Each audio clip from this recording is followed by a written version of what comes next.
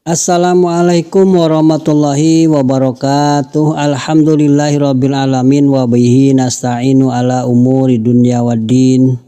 Wassalatu wassalamu ala asyrafil anbiya'i wal mursalin Muhammadin khatamin nabiyyina wa ala alihi wa sahbihi ajma'in, amma ba'du.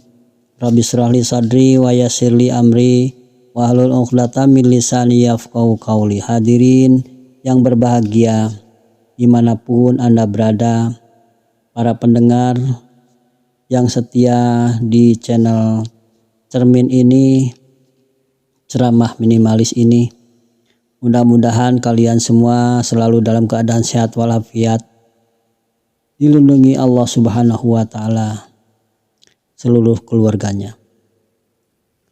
Marilah kita lanjutkan materi yang berjudul ciri-ciri orang yang beriman untuk selanjutnya, yaitu di video yang kedua, di part kedua. Hadirin yang berbahagia, ada suatu pertanyaan, siapakah orang yang benar-benar beriman kepada Allah? Allah menjelaskan ciri-cirinya dalam Al-Quran surat Al-Anfal ayat 2-4 sebagai berikut. A'udzubillahi minasyaitonirrajim. Bismillahirrahmanirrahim. Innamal mu'minuna allazina iza zukirallahu wajilat qulubuhum wa iza tuliyat alaihim ayatuhu zadathum imana wa ala rabbihim yatawakkalun. Allazina yuqimuna sholata wa mimma razaqnahum yunfikun. Ulaika humul mu'minuna haqqan lahum darajatun inda rabbihim wa magfiratun wa rizqun karim. Sesungguhnya orang-orang yang beriman itu adalah mereka yang apabila disebut nama Allah, gemetarlah hati mereka. Dan apabila dibacakan kepada mereka ayat-ayatnya, bertambahlah iman mereka.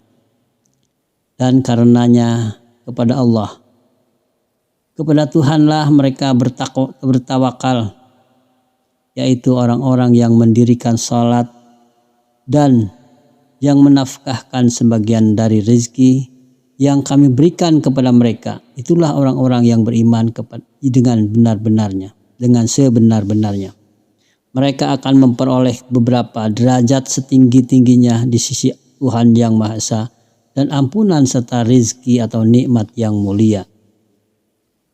Dari ayat di atas tergambar jelas bagi kita bahwa ciri-ciri orang yang beriman adalah satu apabila disebut nama Allah, gemetarlah hatinya.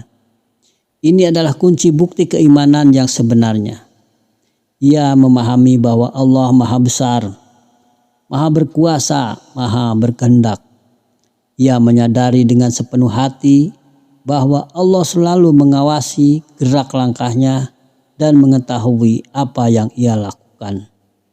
Ia merasa bahwa dirinya sangat lemah di hadapan Allah, sehingga hanya berharap dan menggantungkan nasibnya kepada Allah Subhanahu wa Ta'ala. Allah berfirman dalam Al-Quran, A'udzubillahi minasyaitonirrajim, Bismillahirrahmanirrahim. Wa huwa ma'akum aina ma kuntum wallahu bima ta'maluna basir.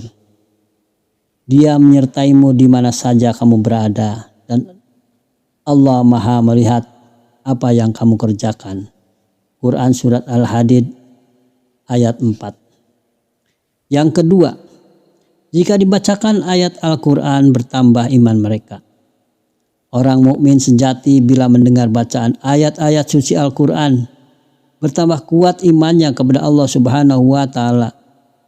Ia menyadari bahwa Al-Quran adalah kitab suci yang diturunkan oleh Allah sebagai petunjuk hidup di dunia. Di dalamnya terdapat penjelasan tentang tata cara hidup beragama dan bermasyarakat. Orang yang beriman yakin bahwa untaian ayat-ayat suci yang ia dengar adalah sebuah mukjizat yang tidak bisa ditiru keindahan bahasanya. Firman Allah Subhanahu wa Ta'ala, wa iza quri'al Qur'anu fastami'u lahu wa ansitu la'allakum turhamun. Dan apabila dibacakan Al-Quran, maka dengarkanlah baik-baik dan perhatikanlah dengan tenang agar kamu mendapat rahmat. Quran Surat Al-A'raf ayat 204. Yang ketiga, hanya kepada Allah mereka bertawakal.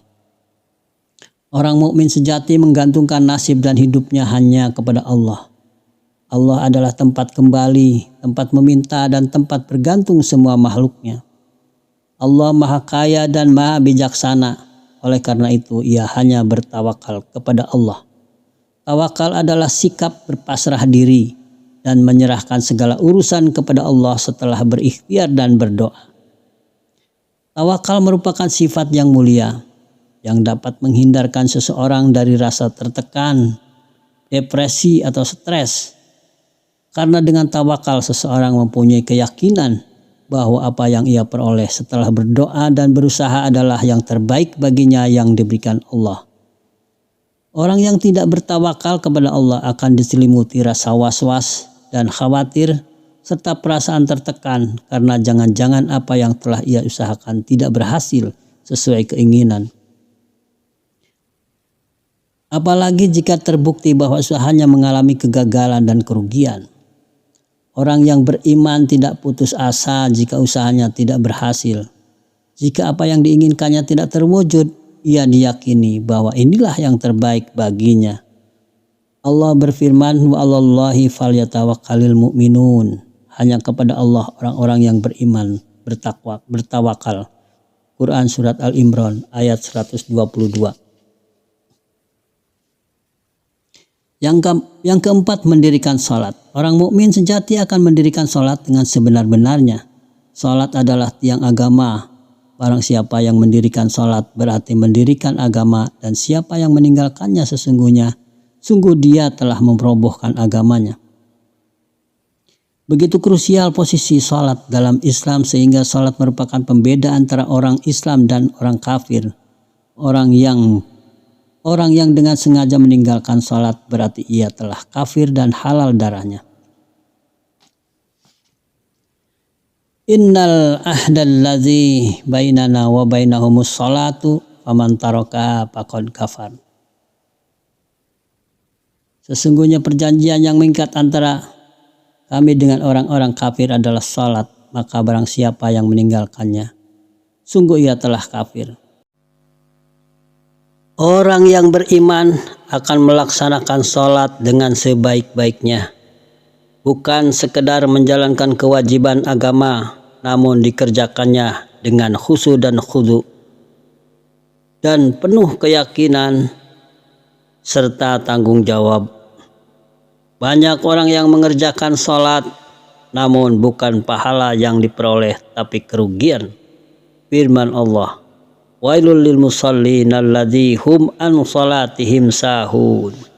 Maka celakalah bagi orang-orang yang sholat, yaitu orang-orang yang lalai dari sholatnya. Quran Surat Al-Ma'un ayat 4-5. Hadirin yang sekalian yang berbahagia, sungguh merugi mereka yang lalai sholat. Mereka sholat namun lalai waktunya, lalai akan arti dan makna setiap bacaan, serta lalai akan hakikat sholat. Oleh karena itu kita harus memahami akan hakikat sholat dan makna setiap bacaan sholat sehingga kita lebih khusyuk dan khudu dalam sholat.